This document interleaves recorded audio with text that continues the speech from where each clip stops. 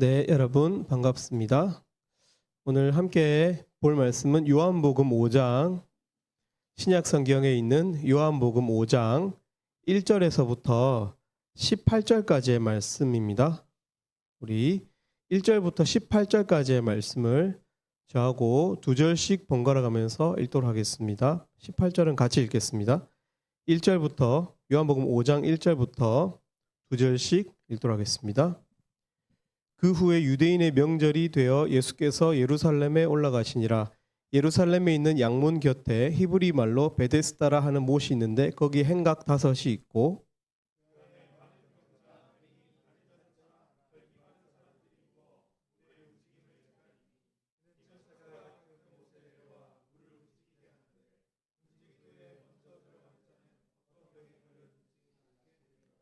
거기 38해 된 병자가 있더라.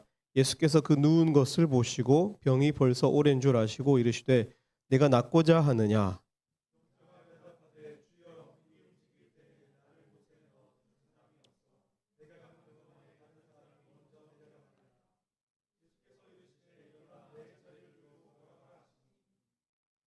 그 사람이 곧 나아서 자리를 들고 걸어가니라. 이날은 안식일이니 유대인들이 병 나은 사람에게 이르되 안식일인데 네가 자리를 들고 가는 것이 옳지 아니하니라.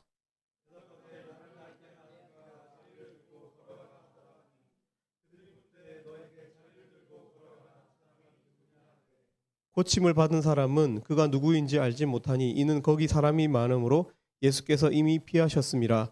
그 후에 예수께서 성전에서 그 사람을 만나 이르시되 보라 내가 나았으니 더 심한 것이 생기지 않게 다시는 죄를 범하지 말라 하시니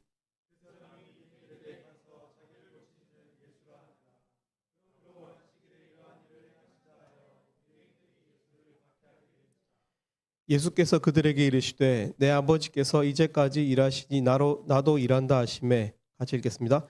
유대인들이 이로 말미암아 더욱 예수를 죽이고자 하니 이는 안식일을 범할 뿐만 아니라 하나님을 자기의 친아버지라 하여 자기를 하나님과 동등됨으로 삼으십니다. 아멘. 예, 여러분 많이 들어보았을 단어인데 FOMO 증후군 여러분 아십니까? 예, FOMO, FOMO 증후군 해가지고 Fear of Missing Out, 소외되는 것에 대한 두려움 이런 단어입니다.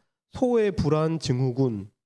예, 옥스퍼드 사전에는 멋지고 흥미로운 일이 지금 어딘가에서 일어나고 있을 것이라는 불안감, 자신만 뒤처지고 놓치고 제외되는 것 같은 불안감을 느끼는 증상이라고 정의하고 있습니다.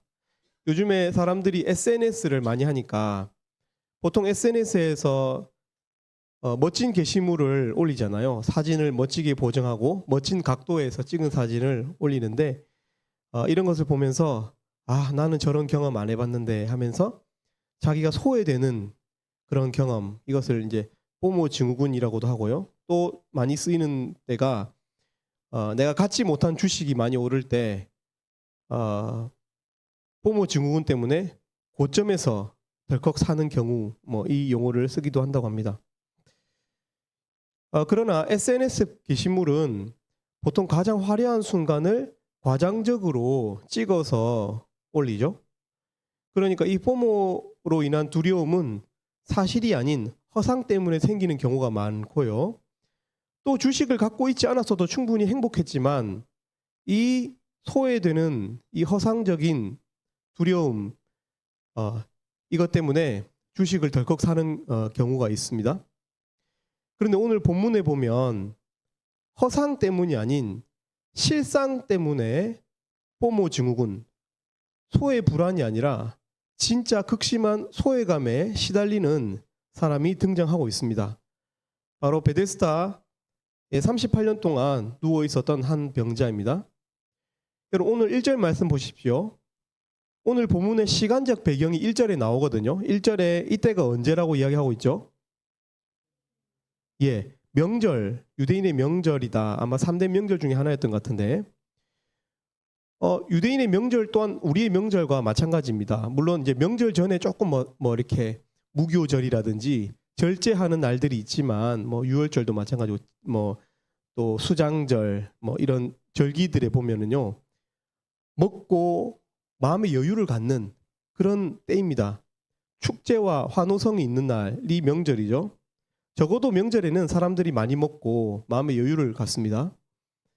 그런데 이 일절, 이 명절이라고 하는 이 시간적인 배경을 이야기하고 난 다음에 나오는 2절부터 5절을 읽어보면요. 이 명절과 아주 심하게 괴리되는 그런 장면, 그런 모습이 나옵니다. 2절에 보면 예루살렘의 양문 곁에, 여기서 말하는 양문은 진짜 말 그대로 우리가 아는 그 양의 문입니다. 십게이트, 그러니까 양들이 다니는 그 문 곁에 히브리 말로 베데스다라고 하는 못이 있습니다. 히브리 말로 되어 있기 때문에 사람들은 이 말의 뜻을 압니다. 자기네들 말이기 때문에. 자비의 집이라는 뜻입니다. 자비의 집이라고 하는 연못이 있었고 거기에 5 행각이 주위에 있었다고 되어 있습니다. 행각은 그냥 쉴 수 있는 공간을 말하는 것입니다. 쉘터. 지붕이 이렇게 대충 쳐져 있고 차양막이 있고 공간을 이렇게 구분해 놓은 그런 곳입니다.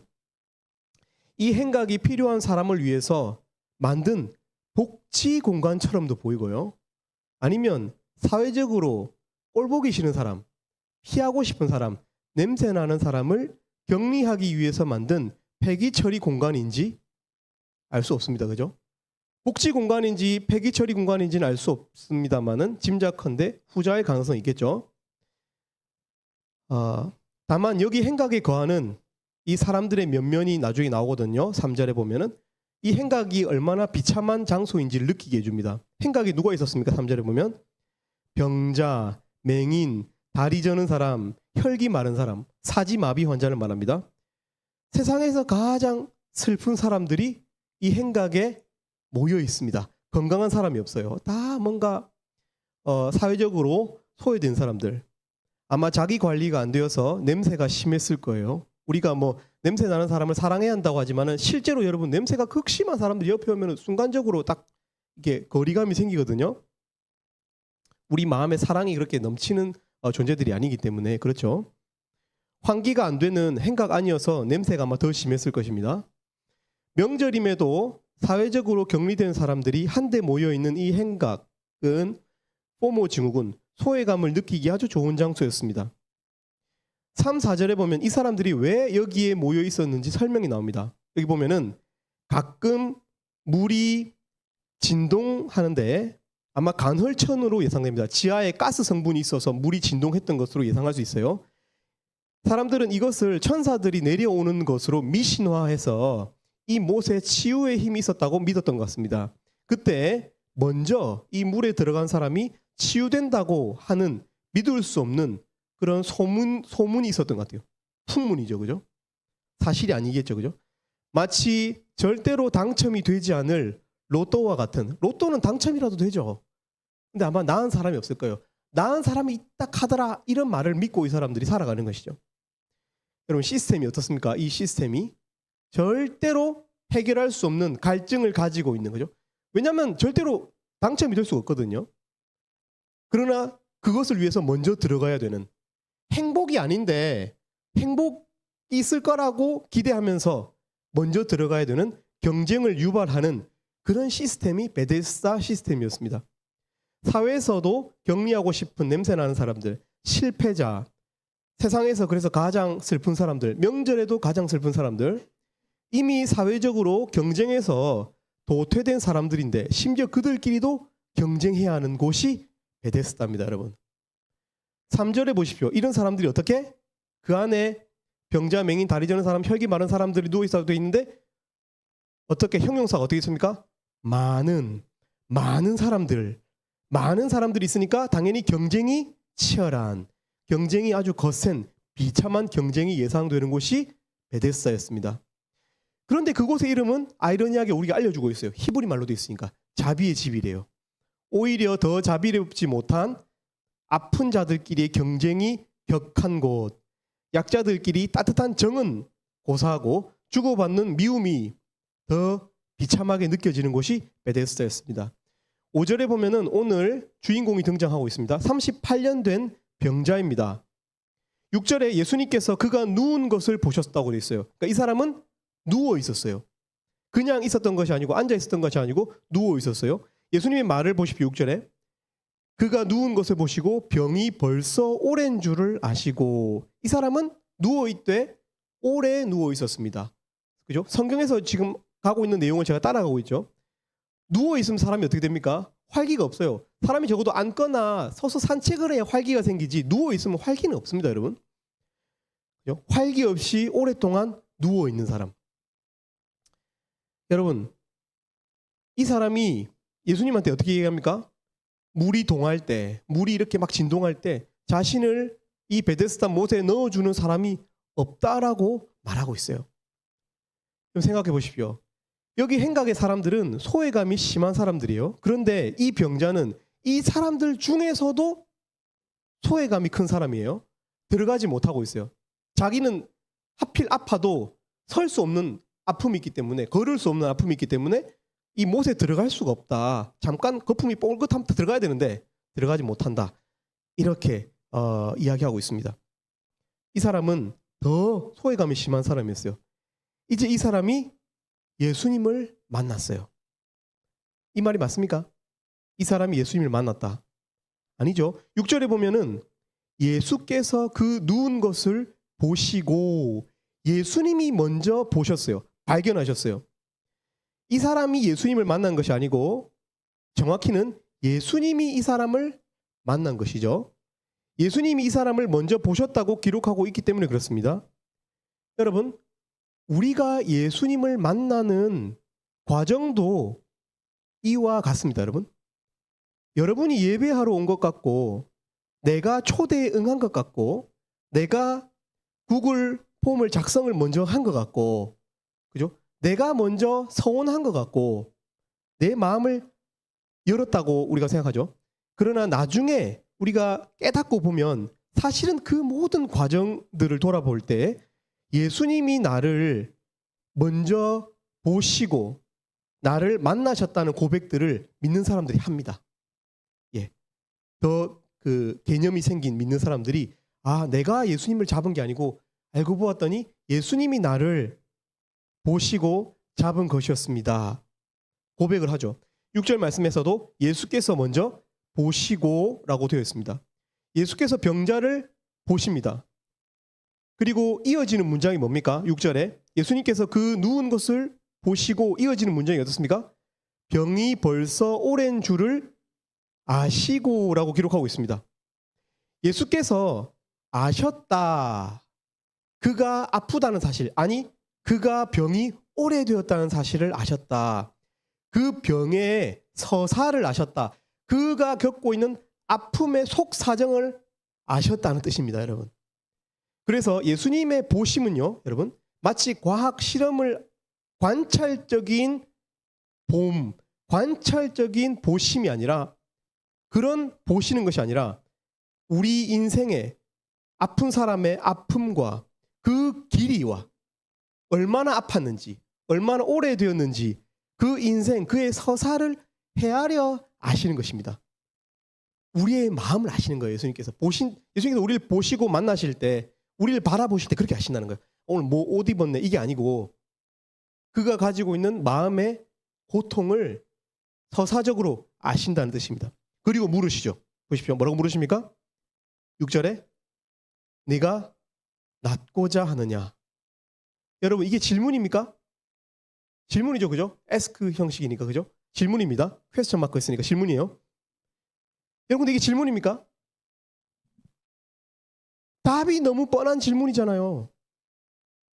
예를 들어서 하루 종일 굶은 사람, 아니 한 이틀 정도 굶은 사람한테 이거 먹을래? 같이 뭐 먹을래? 질문이 아니에요, 여러분. 질문이 아니죠. 38년 동안 아픈 사람한테 네가 낫고자 하느냐라고 하는 것은요, 질문의 형식을 띠고 있지만 답이 너무나도 선명하기 때문에, 여러분, 이것은 질문이 아니죠. 질문의 의도는 예수님께서 답을 아시고 싶은 게 아니에요. 궁금함 때문에 하시는 질문이 아닙니다. 질문의 의도가 질문을 통해서 뭔가 새롭게 알려고 하시는 그런 형식의 진짜 질문이 아니죠. 여러분, 그렇다면 이 질문의 의도가 무엇입니까? 여러분, 병자는 사회적으로 소외된 사람이었어요. 이 안에서도 소외감이 심해서 피의식이 아주 심한 사람이었어요. 그러니까 네가 낫고자 하느냐 하니까 당연히 낫고 싶죠. 낫고 싶은 답을 어떻게 합니까? 지금까지 물이 동할 때 나를 못에 넣어준 사람이 없었습니다. 예스죠. 낫고 싶습니다라는 답이에요. 근데 그 답 속에 어떤 말을 가지고 있어요? 너무 답답합니다. 소망이 없습니다. 지금까지 나한테 도움을 준 사람이 없었어요. 이 사회가 병들어 있어요. 아주 네거티브하고요. 피의식에 그죠? 고립된 사람입니다. 꿈을 꾸지 못해요. 꿈을 꿀 수 없어요. 나를 넣어줄 사람도 없어요. 그게 사실인지도 모르겠고 그 물에 들어가면 낫는지도 모르겠는데 심지어 나를 넣어줄 사람도 없습니다.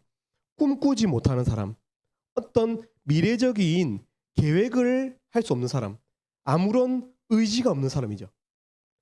다시 묻습니다. 예수님께서 질문하신 것입니까? 질문의 형식을 띠고 있지만 질문의 의도, 예수님의 주시는 말씀의 의도는 병자 자신의 사그라들었던 소망, 의지를 불러오는 거예요. 38년 동안 누워있으면서 남탓만 하다가 몇 년 더 살다가 죽게 될 그런 존재, 살아있어도 이미 죽은 존재와 같은, 여러분, 이 사람은 절망이 너무 오래되어서, 여러분 사람이 절망을 너무 오래 하잖아요. 한 번도 소망을 갖지 않고 30년 넘게 사람이 살잖아요. 그럼 의지를 갖지 않아요. 의지를 갖지 않아요. 새로워질, 나아질, 건강해질 의지를 갖지 않아요. 예수님의 질문은, 예수님의 말씀은 이 병자의 마지막 불씨를, 의지를 다시 불러오시게 하는 질문이에요. 말씀은 스스로도 포기하여서 죽은 우리의 의지를 새롭게 해요. 말씀이, 하나님의 말씀이 그래요. 다른 말로 말씀은 우리로 하여금 소망을 갖게 해요. 소망. 여러분, 믿음, 소망, 사랑, 이 세 가지가 영원한 가치를 갖는다라고 성경에서 이야기하고 있어요. 소망이 중요합니다. 하고자 하는 마음, 다시 시작하고 싶은 마음, 건강해지고 싶은 마음이 중요해요. 하나님의 말씀은 이 소망을 다시 불러일으킵니다. 네가 낫고자 하느냐? 병자 스스로가 내가 낫고 싶은가? 나한테 내 인생에 마지막 기쁨이 있을까? 소망을 가질 수 있을까? 나으면 참 좋겠네 하는 그 마음을 불러일으키는, 여러분, 가장 단순한 질문, 그러나 가장 중요한 질문.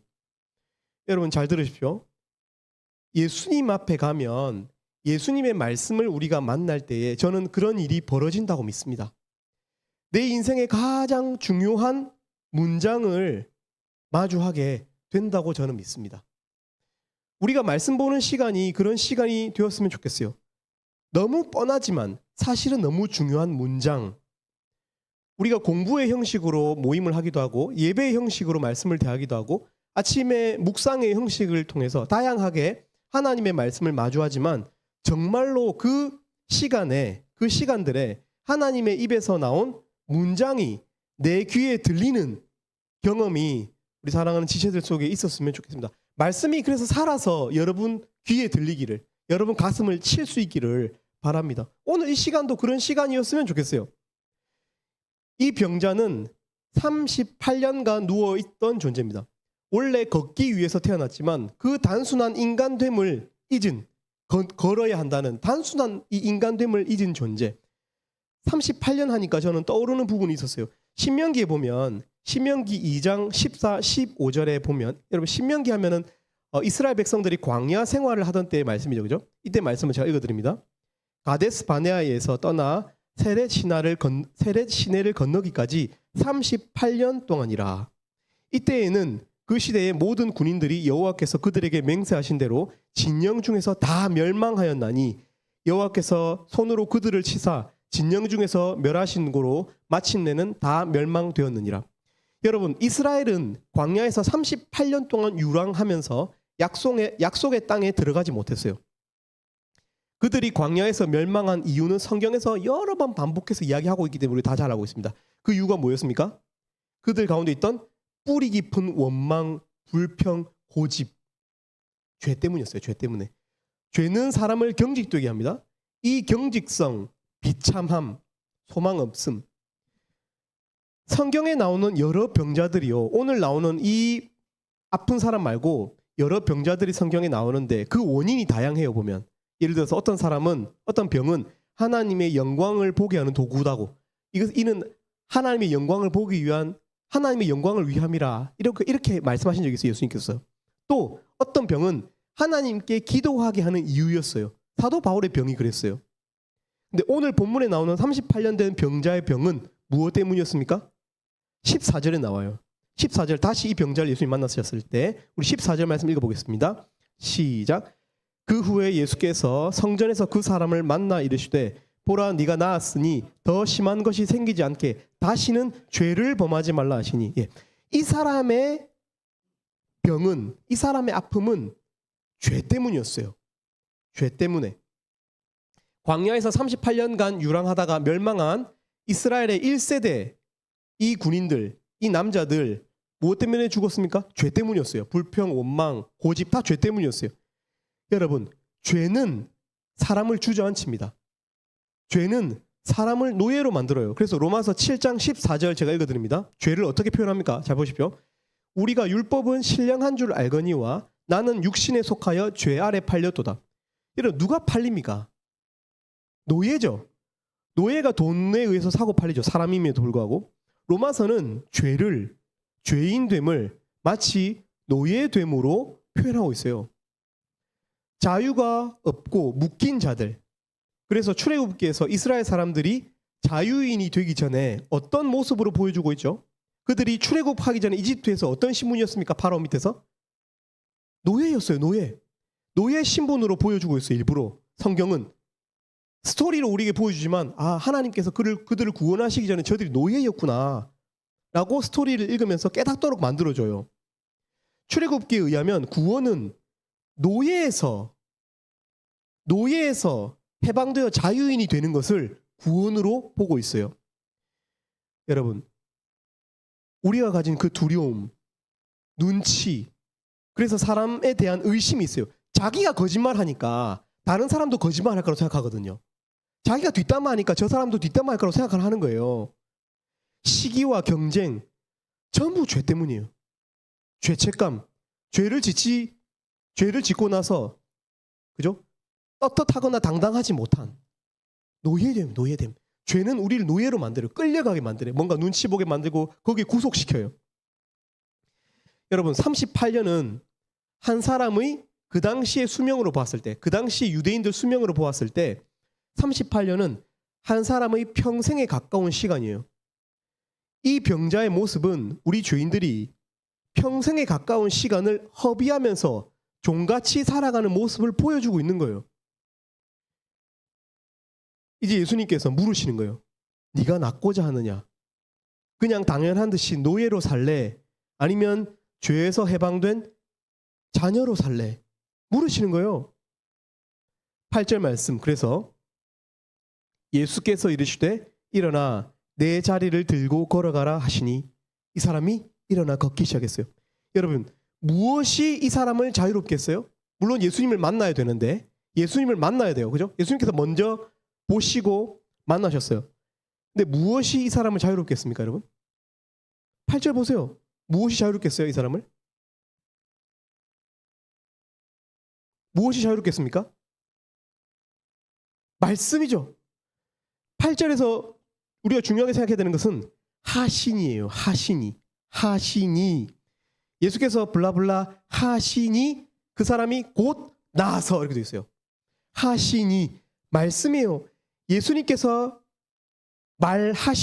말씀하시니 여러분, 여러분들이 하나님의 음성, 예수님의 말씀을 듣게 되기를 바랍니다. 오늘 이 시간 하나님 지금 저에게 말씀해 주십시오. 마음으로 반응하실 수 있기를 바랍니다. 말씀이 그냥 마이크와 스피커로 공중에서 사라지는 것이 아니라 여러분의 인격에 예수님의 음성이 들어가서 능력으로 일어날 수 있기를, 살아날 수 있기를 바라요. 여러분도 그렇지 않아요? 신시했지만 또 넘어지고 또 자빠지잖아요. 그죠? 또 꼬꾸라져요, 사람이. 어리석게도. 한 번도 일어나 보지 못한 사람도 있을 수 있어요, 여기서. 제가 봤을 때는. 구원 경험이 없는 사람 있어요. 한 번도 말씀을 인격적으로 만나지 못한 사람들이 그래요. 그냥 예수님이 베데스다에 있었구나, 이랬구나, 뭐 그렇다고 하시네. 이런 사람들 말씀을 만난 게 아니죠. 그냥 들은 거죠. 듣고 흘린 거죠. 그죠? 이 시간 사랑하는 우리 지체들이 예수님의 말씀으로 네가 낫고자 하느냐, 네가 정말로 낫고자 하느냐, 새로워지기를 원하느냐 하는 말씀을 만나실 수 있기를 바랍니다. 여러분들이 하나님의 음성, 예수님의 말씀을 듣게 되기를 바라요. 오늘 이 시간 그런 시간이 되기를 바랍니다. 그런데 이제 거의 끝을 향해서 가고 있습니다. 그런데 9절에 보면, 그죠? 9절에 보면 이 날이 안식일이었다고 되어 있어요. 그러니까 명절 중에서, 명절은 큰 피어리어드고요. 그죠? 그런 기간이고, 이 the day는 안식일이었다라고 이야기하고 있습니다. 그래서 10절에 보면 유대인들이 나와서 이 사람을 책망해요. 안식일인데 네가 자리를 들고 가는 것이 옳지 아니하니라. 여러분, 왜 유대인들이 안식일 율법을 엄청 엄격하게 지킨다는 사실을 아십니까? 유대인들은 엄격하게 지금도 여러 가지 율법을 지키는데, 특히 안식일 율법은요, 그들이 가지고 있는 율법 중에서도 최상단에 있어요. 무엇이 이 유대인들을 거슬리게 했을까요? 자리를 들고 일어났잖아요. 토퍼, 자기가 누웠던 자리, 아마 침상은 아니었던 것 같고요, 이부자리 같은 토퍼가 두꺼운 이불이었던 것 같아요. 자리를 드는 노동, 안식일에 일했다 이거예요. 12절은 포인트가. 또 뭡니까?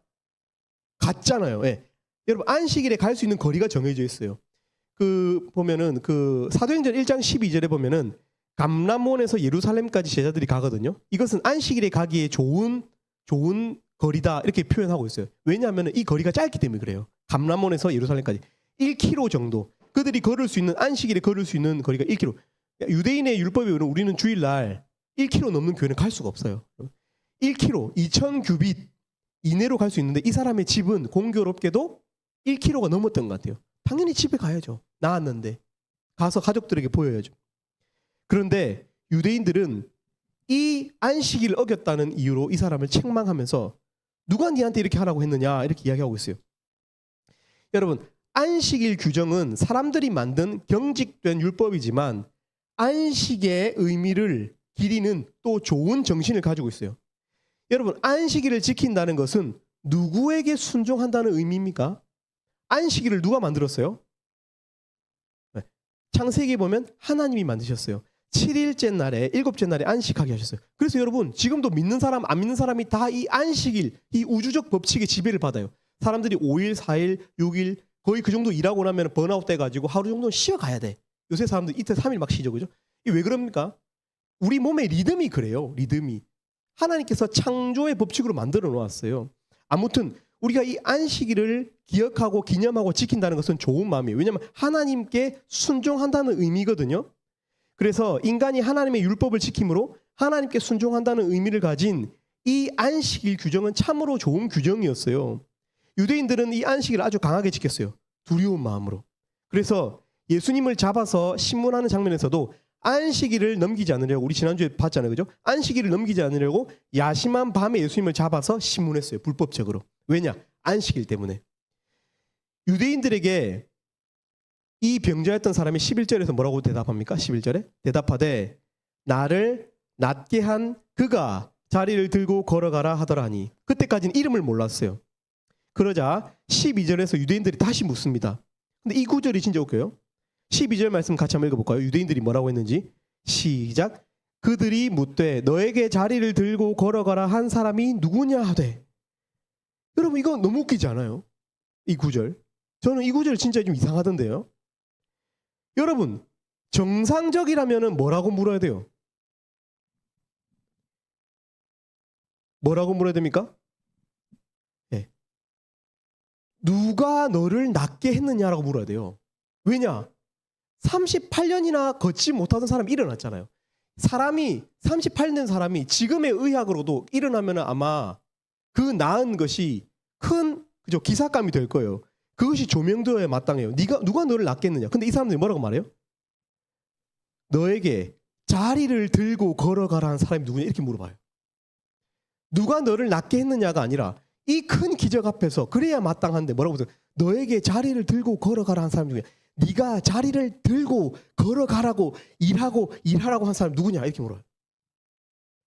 고침받은 그 감격스러운 일이 주가 된 것이 아니고 자리를 들고 드는 일, 걸어가는 그 일이 포커스가 되고 있어요. 그것이 주가 되고 있어요. 축하의 마음이 없고 큰 기적 앞에서 놀라는 마음이 없어요. 고침받은 사람에게 주목하는 것이 아니라 이 일을 허락한 불법자가 누구인지, 이 일을 행하게 한 사람이 누구인지를 주목하는 경직성. 여러분, 안식일을 이따위로 지키고 있었어요. 여러분, 성경은 오늘 본문에서 여기에 지금 집중하고 있습니다. 보십시오. 베데스다에서 이 사람이 나았다는 기사는 아주 짧게 기록하고 있고요. 긴 구절을 어디 쓰고 있습니까? 이 안식일 날 이 사람이 허락되었고 안식일 날 일어나 걸어갔고, 그러니까 유대인이 와가지고 네가 왜 이 안식일 날 걸어가냐고 논쟁하고 있고, 그러니까 이 안식일 날 누가 나한테 허락한 사람이 있어서 내가 이렇게 하고 있다고, 이 안식일 날 누가 너에게 자리를 들고 일어나냐, 계속 안식일 논쟁, 안식일 논쟁. 안식일에 누가 너한테 허락할 수 있냐? 사람이 어떻게 네한테 안식일에 이래라 저래라 허락할 수 있냐? 지가 하나님도 아니면서, 이런 거죠. 여러분, 이게 오늘 성경이 주목하고 있는 장면이에요. 여러분, 요한복음 5장은요. 요한복음 5장 이 베데스다 본문은요. 베데스다라는 단어가 사람들 귀에 굉장히 많이 남아요. 특별한 단어거든요. 그리고 38년 된 병자와의 이 스토리가 귀에 많이 남아요. 포커싱이 거기 돼요. 그래서 이 본문을 우리가 볼 때 아까 우리가 살펴보았지만 예를 들어서 이런 것들을 이야기거리로 많이 삼습니다. 묵상거리로. 베데스다는 마치 이 세상 같은 이 경쟁의 장소였지만 이런 경쟁적인 이 자본주의적인 캐피탈리즘의 이 장소 베데스다에 예수님이 오신다. 뭐 이런 묵상을 합니다. 잘된 묵상이에요. 맞는 묵상이에요. 또 말씀이 사람을 살립니다. 이런 묵상을 하고요. 자신이 의지하던 자리, 간이 침대, 토퍼도 예수님을 만나면 결국 상대화됩니다. 뭐 이런 묵상도 하고요. 예수님을 만나면 진짜 자신의 집으로 돌아갈 수 있습니다. 뭐 이런 묵상도 합니다. 여러분, 오늘 본문이 하고 싶은 말이 무엇일까요? 요한의 의도가 뭘까요? 요한이 오늘 본문을 1절부터 18절까지 구성하고 있고 그 뒷부분을 안식일 논쟁으로 꽉 채우고 있는 이유가 무엇일까요? 오늘 본문에는 안식일이라는 단어가 세 번째로 많이 나오고요. 두 번째로 많이 나온 단어가 유대인이에요. 유대인이 안식을 갖고 해서 시비 걸고 있기 때문에. 그리고 첫 번째로 많이 나온 단어는 예수예요. 예수와 안식일이 계속 나와요. 오늘 본문은. 한번 그 PPT 이거 제가 이제 구조를 짜봤습니다. 오늘 본문 1절부터 18절까지를 보면은 A, B, X, X-, B-, A- 이렇게 표현하고 있어요. A끼리를 우리가 묶어서 보면 1절에서 4절, 마지막 15에서 18절을 보면 평범한 안식일이었고 그 다음에는 논쟁적인 안식일로 바뀌어 있는 것을 볼 수가 있고요. 또 그 중간에 해당하는 B, 조금 더 중간으로 들어간 B에, 그죠? B에 보면 5절에서 9절에 보면 안식일에 병자의 병을 고치시는 예수님이 나오고, 또 14절에 보면 바깥 B에 보면은 B'에 보면은 병자를 다시 만나서 죄 문제를 고치시는 예수님이 나와요.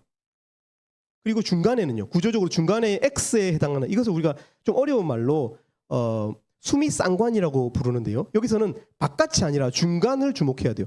중간 X와 X-에 보면은 안식일 논쟁이 나와요.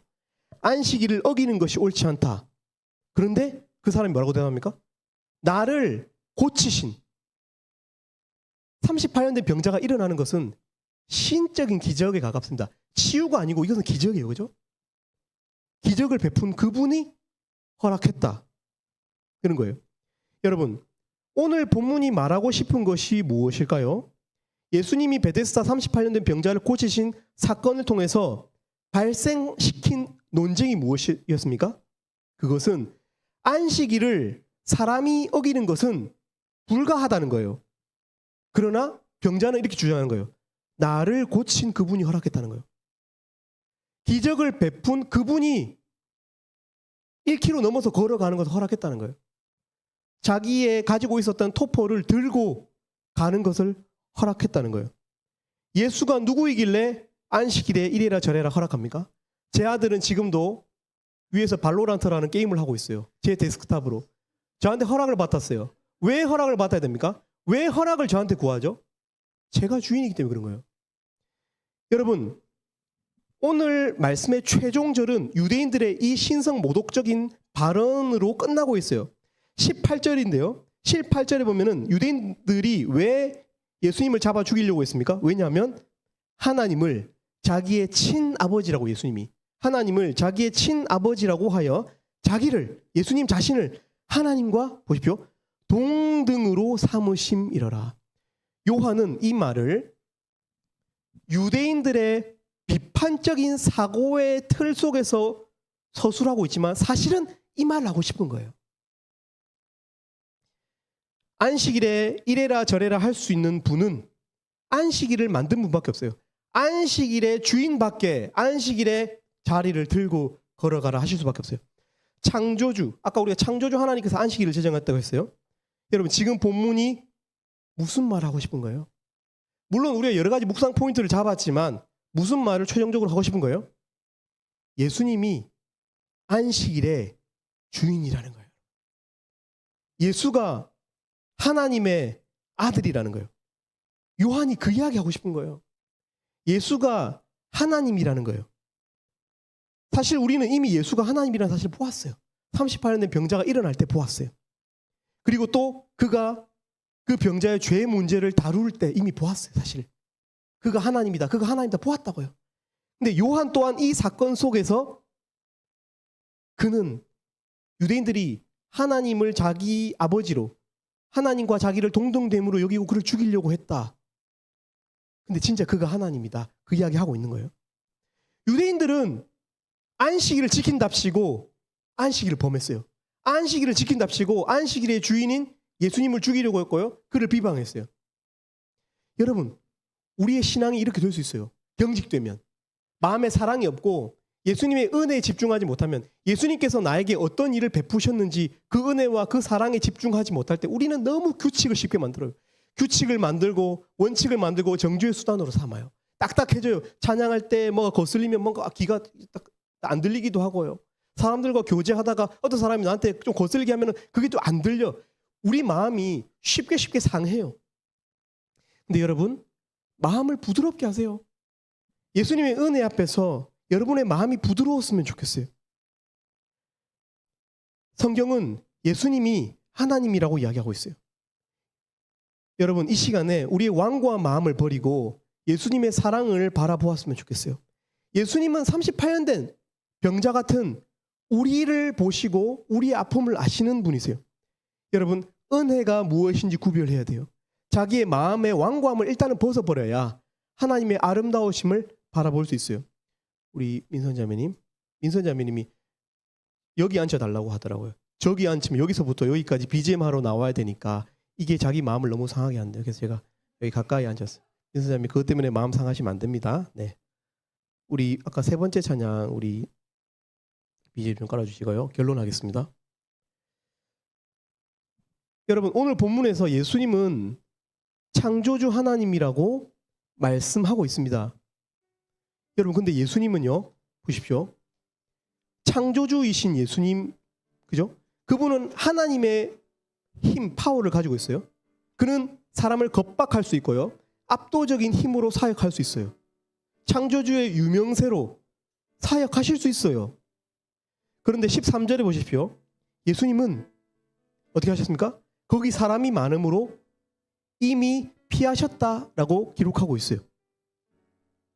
그리고 6절에서처럼 그분은 한 영혼을 바라보시고 깊이 헤아리시고 우리의 아픔을 아시고 공감하심으로 맨투맨으로 사역하신다 이야기하고 있습니다. 여러분, 그분은 우리가 느끼는 고통과 두려움, 외로움, 포모 증후군, 허망함, 소망을 갖기 어려운 환경 속에서 치열하게 경쟁하면서 지쳐버린 우리를 안다고 이야기하고 있습니다. 하나님의 자녀됨의 권세를 회복할 소망, 의지가 없는 우리에게 가장 중요한 음성으로 묻고 계십니다. 네가 낫고자 하느냐? 제대로 살기를 원하는가? 하나님의 자녀로 살아가기를 원하는가? 묻고 있습니다. 여러분, 이 시간 우리가 그 예수님 앞에 마음을 열어서 하나님께서 주시는 이 사랑, 이 은혜에 집중하는 참된 예배자들, 참된 이 순간 하나님을 만나는 그런 시간들이 되었으면 좋겠어요. 그래서 여러분 마음이 늘 무엇 때문인가 쉽게 상하고 그저 얼그러지고 마치 우리의 마음의 파장을 그려보면 막 고요하지 않고 막 지직하지 않겠습니까? 그죠? 그러나 요한계시록에서 약속하고 있는 것처럼 마치 우리 영혼이 유리바다에 누운 것처럼 하나님 안에서 고요하고 평안한, 그냥 생각이 없다는 뜻이 아니고 그만큼 마음이 안정되고 평안한 상태가 있음을, 참된 안식이 있음을 믿고 그분께 나아갈 수 있었으면 좋겠습니다. 자, 기도하도록 하겠습니다. 하나님 아버지, 이 시간 사도 요한의 안식일을 기억합니다. 사도 요한이 이 반모섬에 유배되어서 참으로 처량한 신세가 되었을 때, 그러나 주의 날에 사도 요한이 성령에 감동되어서 나팔 소리, 큰 음성을 들으면서 하나님의 환상을 보았던 것을 기억합니다. 두려워하지 말라, 나는 처음이요 마지막이니 하나님을 그의 안식일에 만났던 것을 기억합니다. 하나님 아버지, 우리의 안식일이, 우리의 예배가 하나님을 만나는 그런 시간이 될 수 있도록 도와주시옵소서. 우리가 안다고 여기고 또 은혜를 하나님 율법적으로 생각하여서 하나님 뻔하게 주일을 성수하고 또 예배를 드렸던 순간들도 많이 있습니다. 하나님, 저희들을 불쌍히 여기시고 우리가 간절한 마음으로 하나님을 찾을 때 말씀을 통해서 만나시고 신령한 이 감동을 통해서 우리를 만나주시는 하나님을 우리가 만나는 참된 안식일, 안식일의 주인이신 예수님을 만나는 저희들 될 수 있도록 하나님 축복해 주시기를 원합니다. 감사합니다. 예수님 이름으로 기도 올립니다. 아멘.